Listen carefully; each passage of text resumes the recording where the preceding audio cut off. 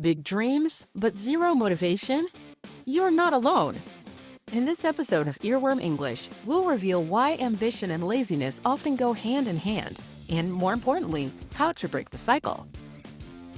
Learn simple tricks to overcome inaction, like taking small steps, making tasks fun, and using the Eisenhower matrix. Plus, we'll highlight key English words to boost your vocabulary. Before we dive in, like, subscribe, and comment what's one goal you've been putting off. Watch till the end for game-changing strategies. Let's go. All right, everybody, welcome back for another deep dive. You know how this works. We take your requests, and today we're going to tackle this gap between ambition and action. Ah, yes, the classic struggle. You sent in some excerpts from Action Over Ambition, Practical Strategies for Getting Things Done. We're going to unpack all that. All right. I mean, ever feel like you've got these big dreams, but your motivation just takes a permanent vacation? Oh, yeah. This is for you. We're all about making action easier, more enjoyable. Ditch those procrastination habits once and for all. It's fascinating how our brains are wired. You know, we love the idea of a success, but then we kind of balk at the actual effort it takes. Like, everyone wants to be an Olympic athlete, but how many of us are out there training every single day, right? Right. It's so much easier to just like picture yourself, crossing the finish line. Exactly. Holding up that medal. Yeah. But like the actual getting up at 5 a.m. and training. Yeah, it's the daily grind that gets us. Yep. That's where it gets tricky. And that's what this book is all about. Yeah. And one of the things they talk about that I found really interesting is this idea of like future you. Have you heard of this? Oh, yeah, future you. It's a fantastic technique. So instead of getting overwhelmed by this huge goal, Right. you actually write about your day as if you've already accomplished it. Yes. So it's not, I have to finish that presentation. It's, boom, I nailed that presentation, felt like a rock star. Precisely. And the book even suggests taking it a step further. Right. Really embody future you. Visualize yourself, feel the emotions like you're actually there. Maybe even write a journal entry from that perspective. Well, What were the steps you took to achieve that success? How did it feel by engaging your senses? You're essentially pre-programming your mind for victory. it's like those athletes visualizing winning the race before they even step on the track, right? Exactly, like a mental rehearsal for success. I love that. Okay, but even with like the right mindset, sometimes, those tasks are just kind of boring. Oh, for sure. And that's where the source talks about gamifying the grind. I love this. Yes, make it fun. Yes, they talk about using music timer challenges, rewards, to just make the whole thing feel more exciting. It's like turning your to-do list into a game, right? Totally. I mean, imagine like powering through your tasks with your favorite playlist blasting, or having like a little competition with yourself to beat the clock. Exactly. And who doesn't love a good reward system, right? Right, exactly. Yeah. But I do wonder, could over-reliance on those external rewards backfire in the long run? That's a great point to consider what happens when the novelty wears off or the rewards aren't as exciting anymore. Yeah. I think the key is to find ways to tap into intrinsic motivation as well. Like connecting the task to a bigger purpose or finding aspects of the work itself that you genuinely enjoy. Oh, that's good. And speaking of tricking our brains, Yeah. the source also mentions this unfinished task hack, Oh, yes. which plays on our total aversion to leaving things incomplete. Oh, it's so true. Our brains crave that closure, Yeah. Think about it. Have you ever noticed how you're more likely to remember the movies you didn't finish watching? Or how that unfinished project just keeps nagging at you until you finally tackle it? Oh, yeah. It's like it takes up more mental space than the things we actually complete. So true. So the source suggests using this to our advantage by intentionally starting small. Okay. Write just one sentence outline, one chapter sketch, one idea. The act of beginning, however small, can create that momentum to keep going. Oh, that's so smart. Yeah. That reminds me of how I finally started exercising regularly.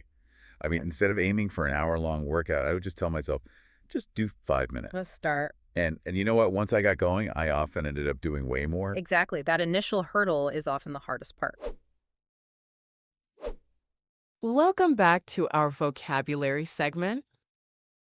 All right, now let's break this feeling down with 4 powerful words. 2 of them, you already know. But the other 2, they might just change the way you see ambition and laziness forever. Let's dive in. All right, let's start with a word we all know, procrastination. But here's the thing. Most people think procrastination is just being lazy. That's not always true. Procrastination is when you delay doing something, even though you know it's important. Imagine you have a big project due next week. Instead of working on it today, you convince yourself that tomorrow will be a better time. Then, tomorrow becomes the next day, and before you know it, you're rushing at the last minute. That's classic procrastination, not because you don't care, but because your brain tricks you into avoiding the hard stuff. Next up, dopamine. You've probably heard of it as the happy chemical in your brain, but did you know it's also the reason you keep choosing short-term pleasure over long-term success? Let's say you plan to start working out, but instead you grab your phone and scroll through social media for an hour. Why? Because every like, every new video, every notification gives you a tiny dopamine hit, making you feel good instantly, without any effort. Meanwhile, the thought of exercising feels like work. Your brain naturally chooses the easy reward over the hard one. That's dopamine in action. Now, let's introduce akrasia. This ancient Greek word describes when you know what you should be doing, but still don't do it. Sounds familiar, right? Think of a student who has an exam coming up. They know studying today will make things easier later, but instead, they binge watch their favorite show, telling themselves they'll study later. That frustrating gap between knowing and doing? That's akrasia. It's not just laziness, it's a psychological battle between your present and future self. Finally, let's talk about inertia.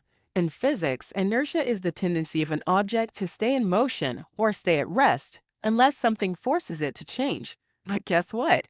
This applies to your habits too. Have you ever noticed how hard it is to start something? But once you do, it gets easier? That's inertia. If you're lying in bed all morning, it feels impossible to get up. But if you push yourself to stand, stretch, and take that first step, suddenly you're in motion. The hardest part is breaking the cycle of stillness. Now that you know these words, how will you use them? Take a moment to think, where do you see these patterns in your life? If this helped you, don't forget to like, subscribe, and hit the bell icon, because the best way to beat laziness is to start now. All right, let's get back to it. Talk about a more structured approach to productivity. Okay. The Eisenhower matrix. Have you heard of this? Of course, a classic time management tool. It's a simple way to prioritize your tasks based on their urgency and importance. Right. It's all about focusing on the right things at the right time. So picture this. You've got 4 quadrants. Right. I'm picturing it. Urgent and important. These are the things that demand immediate attention, like deadlines or emergencies. Firefighting mode. Then we've got important, but not urgent.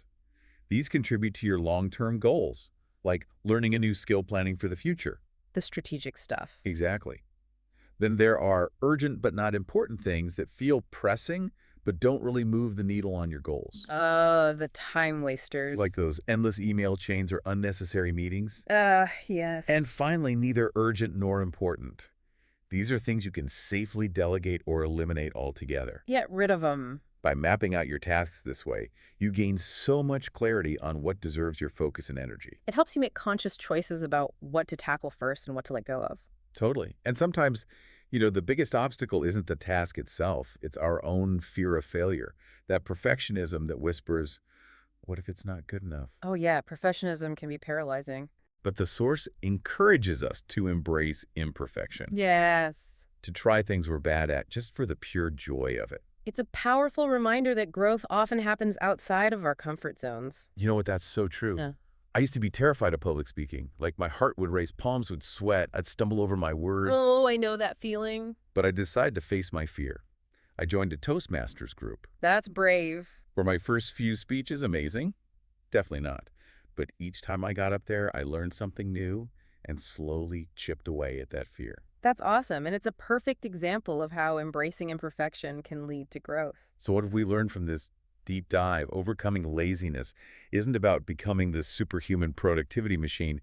It's about understanding our own psychology and using these clever strategies to make action feel less daunting and more enjoyable. Right. It's about working with our brains, not against them. Start small, find the fun, and most importantly, embrace imperfection along the way.